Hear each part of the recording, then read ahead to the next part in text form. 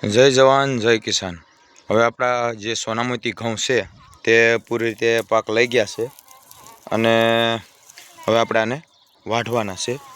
ત્યારબાદ આ બાજુ આપણા કાળમું છે જે બંછી ઘઉં છે, આડા પડી ગયા છે। જોકે આપણે એને થોડાક પાહતરા વાવ્યા હતા એટલે થોડુંક લેટ રહ્યું છે, એટલા માટે હવે આમાં આજે વાઢ નાખવાનું છે। ત્યારબાદ આ બાજુ બંછી ઘઉં છે, તે પણ ઘઉં બહુ સારા અને સરસ થયા છે, એ પણ સાથે સાથે આપણે આજે વાઢી લેવામાં છે। ખપલી ઘઉં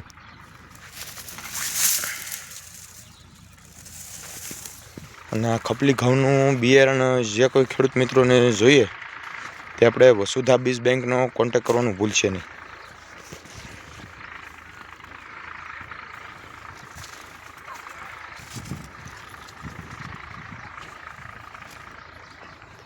છોડનું બંધારણ પણ બહુ સારું છે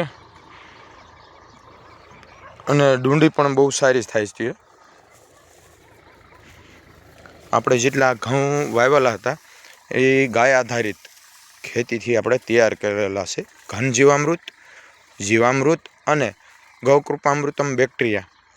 ત્યારબાદ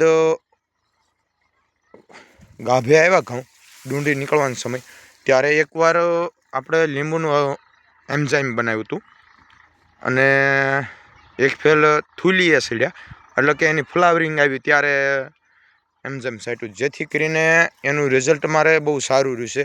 દાણો બધો એક સાઇઝનો થયો છે। ત્યારબાદ એમાં જે આપણે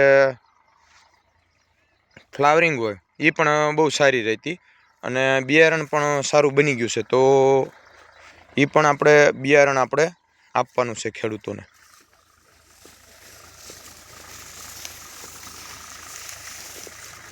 તો આ સાથે જ જય જવાન જય કિસાન।